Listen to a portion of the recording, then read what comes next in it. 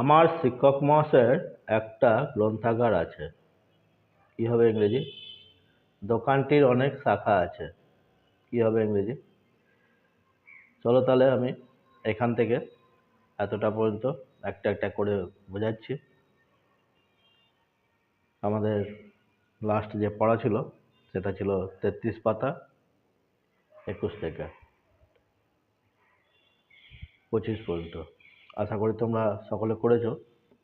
যারা করোনি তারা আমি বুঝিয়ে দিচ্ছি, বুঝে নাও এবং মিলিয়ে নাও, এবং যারা করোনি তারা আমার ভিডিওটা দেখার পর আবার চেষ্টা করবে।